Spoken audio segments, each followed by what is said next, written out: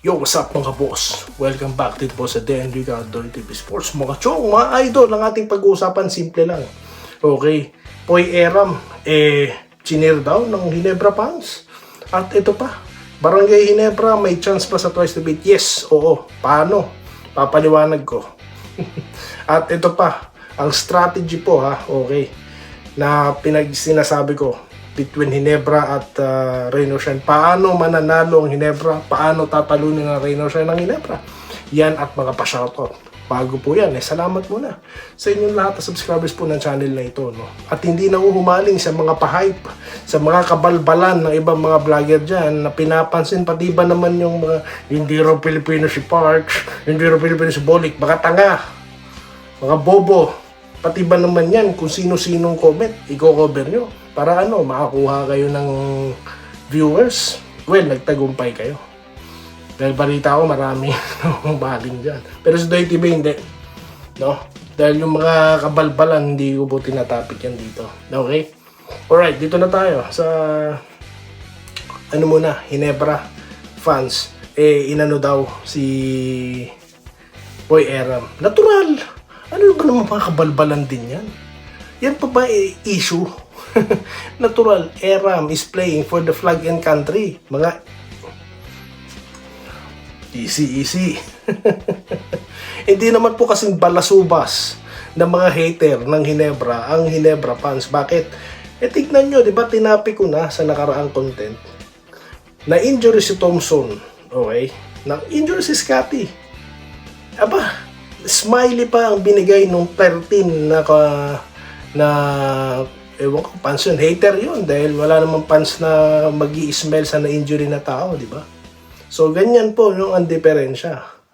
Automatic, ang fans ng Ginebra, pag ikaw nagsuot ng gilas, fan ka na rin nila. Mga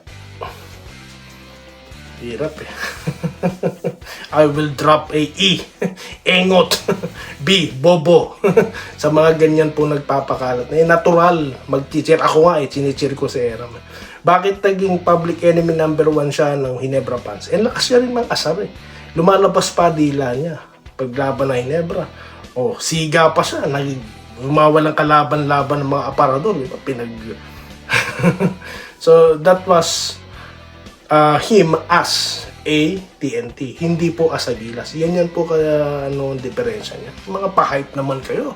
Gusto nyo lang panoorin kayo ng mga fans ng Ginebra kung ano-ano mga kabalbalan. No, kay Doy TV hindi ubra yan. Yung mga katangahan na yan. Pwede ba? Anyway, dito tayo sa importanteng usapan. Paano makakapasok ang Ginebra sa twice to beat?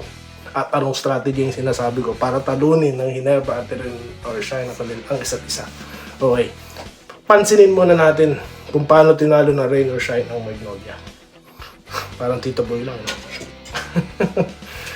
Tito Doy. Ito po si Tito Doy.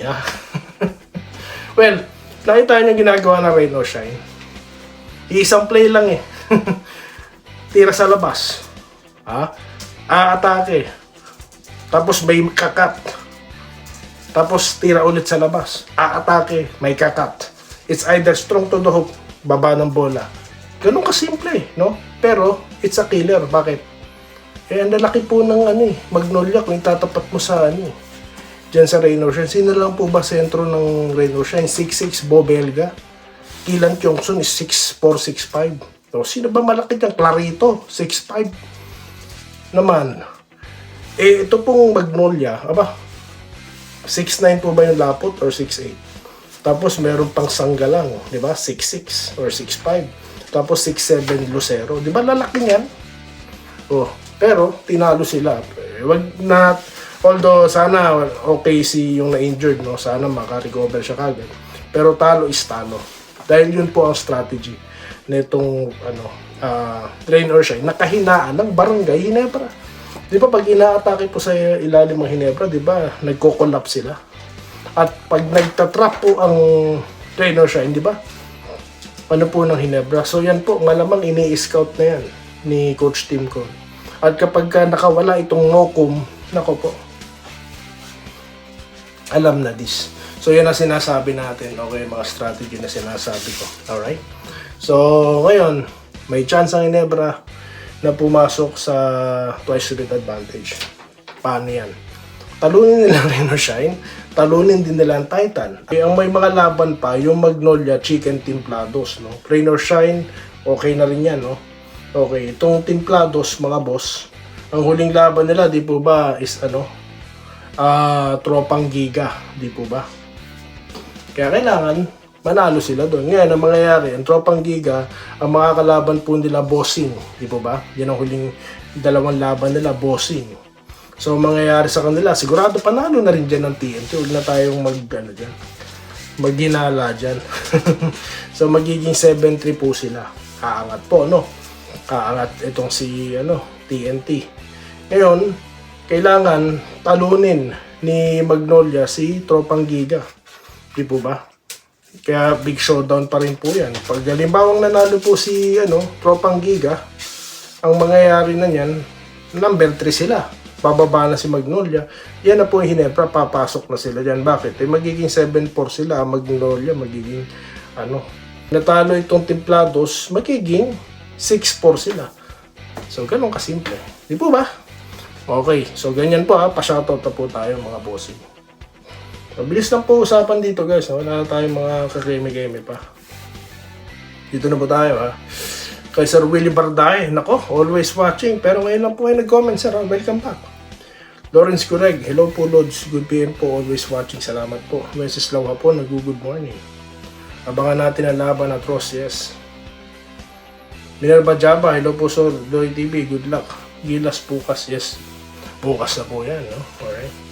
Vincent Laban, nag-good day. Kabayan Doy, good luck daw po sa Ginebra. Angel Silas Timosa. Ito kanina pa pong comment. Marifel Leperoga, good morning Idol Doy sa iyo. Oy, maraming salamat po ma'am. Maraming salamat. Bon Ryan Cantor, nag-good luck sa Ginebra. For the win daw po. Jovencio Corlet, sir, pag number 1 ang Ross at number 8 ang Jinking sa pagkatapos ng syempre alam na. Nery Carullo, good luck Ginebra, NSD go, good luck. Sana tuloy-tuloy na ang magandang laro ng Ginebra, NSD. Okay, Doy TV, una sa lahat, good luck kay Alex Ayala sa SEA Games na semis na siya. Semis na po ba? Sana makapasok sa finals. Regarding naman kay Bitmanuel, deserve niya makapasok sa PBA. Congrats na lang sa kanya, makabalik na siya. Si Poy Eram, better siya dito sa SEA Games. And good luck sa Ginebra natin laban sa mga magpipintura sa magpipintura sa barin. Malaki daw po ang chance sa twice to beat ng Ginebra. Yun na nga po, sinabi ko na, pinaliwanag ko na, laki po ng chance talaga. Robert Bolick, go Ginebra, Robert Bolick tuloy, Robert Kebiab. Okay. Roderick Rodriguez, Pusdoy TV, malakas talaga Ross, hindi pinaporma Magnolia, pininturahan ng manok. Yun lang. Dito tayo kaya congratulations daw sa Gilas, go Ginebra, yaka daw po sa Emis.